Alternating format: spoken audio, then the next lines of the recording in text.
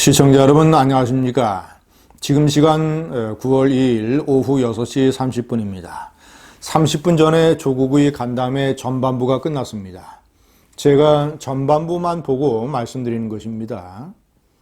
저는 결론적으로 말해서 언론이 조국에게 노란하고 있다고 생각합니다. 조국의 간담회는 거의 모든 지상파 방송, 종편 방송, 24시간 뉴스 채널이 생중계를 했습니다. 한국의 역사에서 일개 개인이 이렇게 오랜 시간 거의 모든 방송의 전파를 장악한 것은 처음입니다. 어떤 대통령의 기자회견이나 국정연설도 이만큼 오랫동안 많은 방송을 차지하지는 못했습니다. 완전히 조국의 판이 벌어진 것입니다. 자, 그렇다면 언론은 이 판을 이용을 해서 조국에게 제기되는 각종 의혹을 집요하게 그 본질을 파고들어야 됩니다. 그런데 제가 판단할 때는 그렇게 하지 못했습니다. 제가 그 6개의 가장 중요한 대목들을 말씀드리겠습니다. 첫 번째, 왜 특정 정당의 간담회를 부탁했는가? 조국은 민주당에 부탁을 했고 민주당이 국회라는 공간을 제공을 했고 그리고 민주당의 홍익표 의원이 사회를 봤습니다. 있을 수 없는 일입니다. 기가 막힌 일입니다. 현재 조국의 신분은 일개 시민입니다. 대통령이 일개 시민을 지명을 해서 국회더러 검증해달라고 보낸 사람입니다. 자, 그렇다면 일단 국회 그리고 정당들은 조국과 독립적인 거리를 둬야 됩니다. 왜냐, 정당이 헌법기관으로서 대통령의 후보자를 검증을 해야 되기 때문에. 그런데 민주당과 조국이 완전 유착을 해서 국회에서 이런 간담회를 벌였습니다. 조국은 자신이 그렇게 독립과 공정을 강조를 하면 호텔을 빌어서 자기가 독자적으로 간담회를 했어야 됩니다. 사실 이 문제를 집중적으로 추궁을 하고 정상적인 이런 상태라면 언론이 이런 간담회 자체를 보이콧해야죠. 이런 민주당이 주재하는 행사에 들러리격으로 참여를 하면 되겠습니까? 두 번째, 자, 조국은 모든 것을 합법적이었다, 나는 몰랐다 이런 식으로 일관하는 변명을 내놨습니다. 자, 이 합법 여부는 사실 검찰의 수사에서 따져봐야 됩니다. 사모펀드 같은 것의 합법성 여부, 그리고 조국의 딸이 논문에서 제1 저자로 등재된 사실이 고려대학교에 입학에 얼마나 활용이 됐느냐. 자, 이런 논문 사기가 어떻게 쓰였느냐에 따라서 불법성 여부가 정해지게 됩니다. 자, 그리고 조국이 나는 몰랐다고 얘기하는 것, 이것을 언론이 집중적으로 추궁을 했어야 합니다. 아니, 서울대 환경대학원에 800만 원, 자, 그리고 부산대 의전원에 1200만 원, 4년에 걸쳐서 2000만 원이라고 하는 거액의 장학금을 받은 사실. 자, 그리고 논문의 제1 저자로 등재된 사실, 그것도 꽤 권위 있는 의학 논문에. 자, 이런 사실을 조국의 딸이 엄마에게 얘기 안 했겠습니까? 얘기를 안 했다면 그 집안은 정상적인 집안이 아니죠. 자, 그리고 조국 딸의 엄마가 남편 조국에게 얘기를 안 했겠습니까? 얘기를 안 했다면 그 부부도 이상한 부부죠. 자, 그런데 조국은 자기는 몰랐다고 얘기를 합니다. 자, 뭐 몰랐다고 치더라도 조국의 엄마는 알았을 거 아니냐.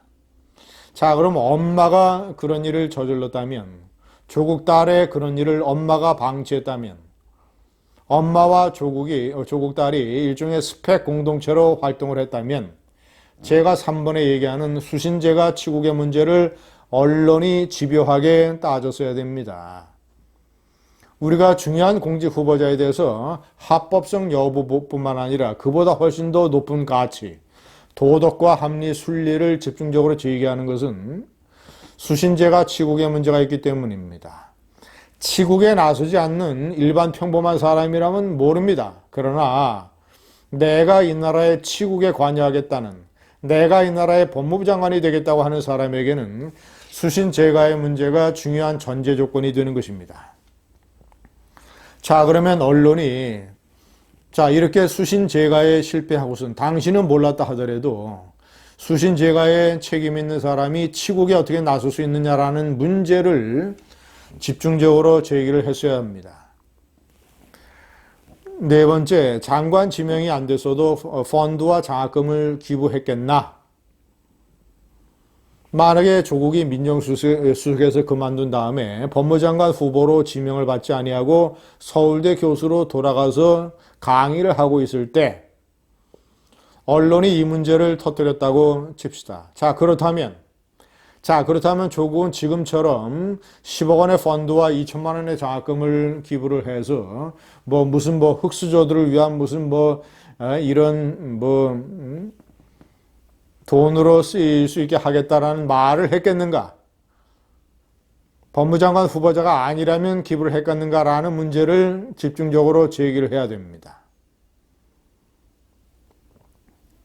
네 번째, 그렇게 질책을 받아도 조국은 죄송하다, 송구스럽다, 질책을 달게 받겠다, 내가 주변 관리에 불철저했다,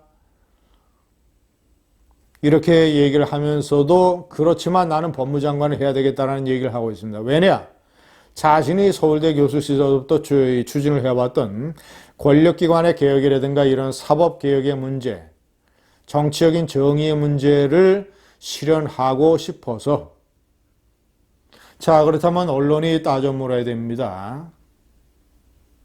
가장 중요한 것은 우리 사회의 순리와 합리가 무엇이냐? 그 정도로 질책을 받을 만한 자신의 잘못과 도덕적인 하자, 수신 제거에서 실패한 책임, 이런 것이 있다면 가장 우리 사회에서 존중되는 순리는 후보자를 사퇴하는 것이다.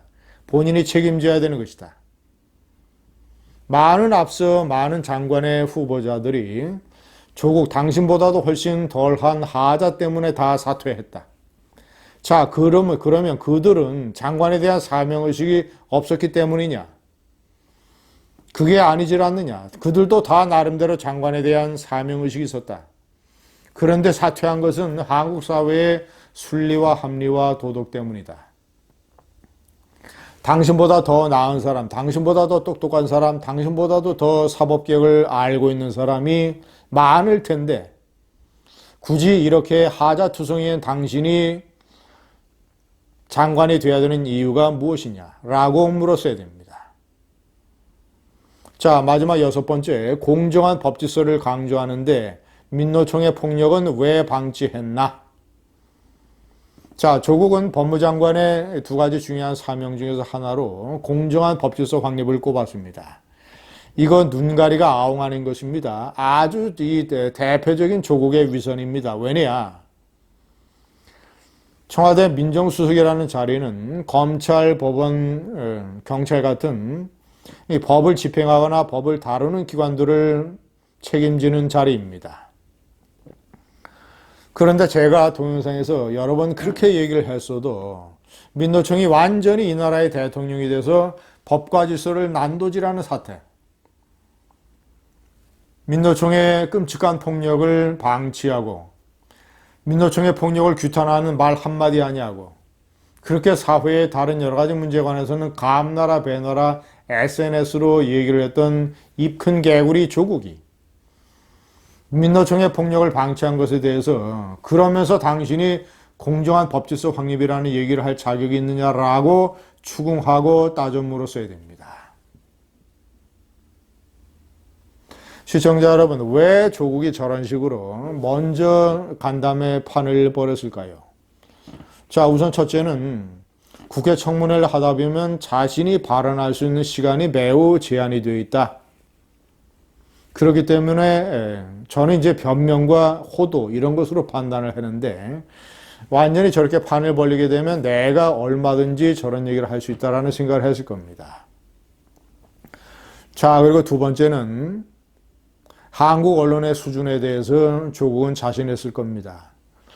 정상적인 언론이라면 제가 제기하는 이런 문제들을 매섭게 몰아붙여서 조국으로 하여금 국민들에게 사죄의 눈물을 흘리게 만들어서야 됩니다. 그러나 조국은 거꾸로 왜 혼자 사는 혼자 사는 여자의 내 딸의 집에 밤에 남성 기자들이 찾아오느냐, 너무한 것 아니냐라는 식으로 눈물을 글썽이면서 국민의 감성을 건드리는 코스프레를 했습니다. 언론이 조국에게 노란하고 있습니다. 감사합니다.